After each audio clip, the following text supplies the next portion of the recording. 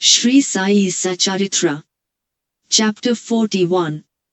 Story of the picture, stealing the rags and reading of Nyaneshwari. As stated in the last chapter, we continue here the story of the picture. 9 years after the occurrence of the incident depicted in the last chapter, Ali Mahomd saw Hemadpant and related to him the following story. One day while wandering in the streets of Bombay he bought the picture from a street hawker, then he framed and set it on a wall in his house at Bandra, suburb of Bombay. As he loved Baba, he daily took darshana of it.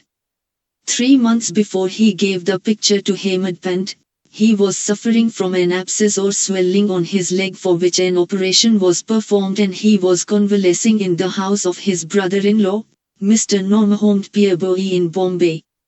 For 3 months his house in Bandra was closed, and nobody was living there. Only the pictures of the famous Baba Abdul Rahman, Maulana Sahib Mahomd Hussain, Baba Sai, Baba Tajuddin and other saints, living, were there. The wheel of time did not even spare these. He was lying sick and suffering in Bombay. Why should the pictures suffer there, in Bandra? It seems that they have also their ins and outs, births and deaths. All the pictures met their fate, but how Sai Baba's picture escaped it, nobody had been able to explain to me up till now. It shows the all-pervasiveness, omnipresence of Sai and his inscrutable power. He got a small picture of Saint Baba Abdul Rahman from Mahomd Hussain Tariatopan many years ago.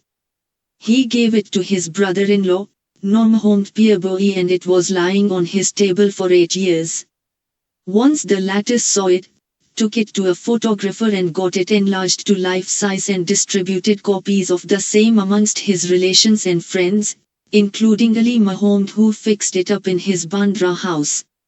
Mahomd was a disciple of Saint Abdul Rahman, and when he went to present the picture to his guru in an open darbar held by him, the guru got wild and ran to beat him, and drove him out.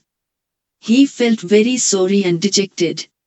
He thought that he lost so much of his money, and incurred his guru's displeasure and anger. As his guru did not like image worship, he took the enlarged picture with him to the Apollo Bandara and, after hiring a boat, went in it and drowned it in the sea. He requested the friends and relations to return their copies, and after getting them, 6 in all, back, had them thrown by a fisherman in the Bandra Sea. At this time Ali Mahomd was in his brother-in-law's house. He was told by him that his suffering would come to an end if he would soon drown the pictures of the saints in the sea. Hearing this, Ali Mahomd sent his Mehta, manager, to his Bandra house and got all the pictures of the saints in his house thrown into the sea.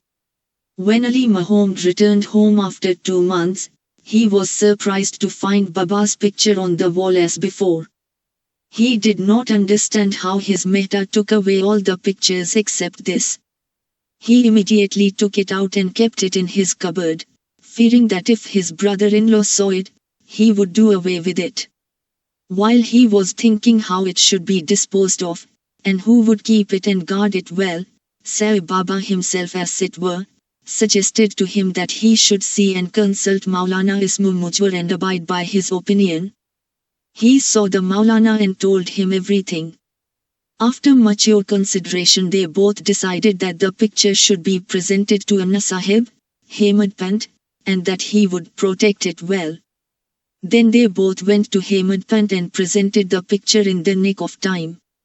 This story shows how Baba knew all the past, present and future, and how skillfully he pulled the wires and fulfilled desired of his devotees. The following story shows that Baba liked very much those persons who took real interest in matters spiritual, and that he removed all their difficulties and made them happy. Stealing the rags and reading of Nyaneshwari. Mr. B. Video, who was Mamlatdar of Dahanu, Thana district, wished for a long time to read Nyaneshwari, the well-known Marathi commentary on the Bhagavad Gita by Nyaneshwar, along with other scriptures. He could read daily 1 chapter of the Bhagavad Gita, and some portion of other books, but when he took Nyaneshwari in hand, some difficulties cropped up and he was precluded from reading it. He took 3 months' leave, went to Shirdi and thence to his home at Pound for rest. He could read their other books, but when he opened Nyaneshwari, some evil or stray thoughts came crowding in his mind and stopped him in the effort. Try however he might, he was not able to read even a few lines of the book with ease. So he resolved in his mind that when Baba would create love for the book and would order him to read it, he would begin and not till then. Then in the month of February 1914 he went with his family to Shirdi. There Jog asked him whether he daily read Nyaneshwari. Dio said that he was desirous of reading it, but he was not successful and that only when Baba would order him to read it, he would commence. Jog then advised him to take a copy of the book and present it to Baba and to start the reading after it was consecrated and returned by him. Dio then replied that he did not want to resort to this device, as Baba knows his heart. Would he not know his desire and satisfy it by giving him a clear order to read? Dio then saw Baba and offered 1 rupee as dakshina. Baba asked for 20 rupees which he gave. At night, he saw one Balkram and inquired how he secured Baba's devotion and grace. Balkram told him that he would communicate everything next day after Arati. When Dio went for darshana next day, Baba asked for 20 rupees which he gave willingly. As the masjid was crowded, Dio went aside and sat in a corner. Baba asked him to come close and sit with a calm mind, which Dio did. Then after the Nunarati was over and after the men dispersed, Dio saw again Balkram and asked him his previous history, what Baba told him and how he was taught meditation. Balkram was going to reply when Baba sent one Chandru, a leper devotee, to call Dio to him. When Dio went to Baba, the latter asked him when and with whom and what he was talking. He said that he talked with Balkram and heard from him his fame. Then Baba asked again 25 rupees as dakshina which Dio gladly gave. Then Baba took him inside and sitting near the post charged him saying, "You stole away my rags without my knowledge." Dio denied all knowledge of the rags, but Baba asked him to make a search. He searched but found none. Then Baba got angry and said, "There is nobody here, you are the only thief, so grey-haired and old, you came here for stealing." After this Baba lost his temper, got terribly wild, gave all sorts of abuses and scoldings. Dio remained silent and watching, and thought that he might get a beating also. After about an hour or so, Baba asked him to go to the Vada. He returned to the Vada and told Jog and Balkram all that had happened. Then in the afternoon Baba sent for all and Dio also, and said that his words might have pained the old man, Dio, but as he committed the theft, he could not but speak out. Then Baba asked again for 12 rupees. Dio collected the amount, paid it and prostrated himself before him. Then Baba said to him, "What are you doing?" "Nothing," replied Dio. Then Baba, "Go on daily reading the Pothi, Nyaneshwari, go and sit in the Vada, read something regularly every day and while reading, explain the portion read, to all with love and devotion.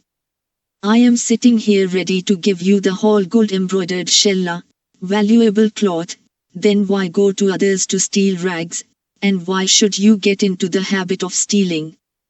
Dio was much pleased to hear the words of Baba, for he asked him to start reading Pothi, Nyaneshwari. He thought that he got what he wanted and that he could read the book with ease thenceforth. He again prostrated himself before Baba and said that he surrendered himself to him and that he should be treated as a child and be helped in his reading. He realized then what Baba meant by stealing the rags. What he asked Balkram constituted the rags, and Baba did not like his behavior in this respect. As he was ready to answer any question, He did not like him to ask others and make unnecessary enquiries, and therefore he harassed and scolded him. Dio thought that he really did not harass and scold him, but thought that he was ready to fulfill his desires, and there was no use asking others in vain. Dio took these scoldings as flowers and blessings and went home satisfied and contented. The matter did not end here. Baba did not stop with only issuing an order to read. Within a year he went to Dio and inquired about his progress. On 2nd April 1914, on Thursday morning, Baba gave him a dream vision. He sat on the upper floor and asked him whether he understood the pothi. No, answered Dio. Baba, then when are you going to understand? Dio burst into tears and said, unless you shower your grace, the reading is mere worry and the understanding is still more difficult. I say this definitely. Baba, while reading you make haste, read it before me, in my presence. Dio, what shall I read? Baba, read Adhyatma, spiritualism. Dio went to bring the book when he opened his eyes and was awakened. We leave the readers to imagine what ineffable joy and bliss Dio felt after this vision. Bo to Shri Sai, peace be to all.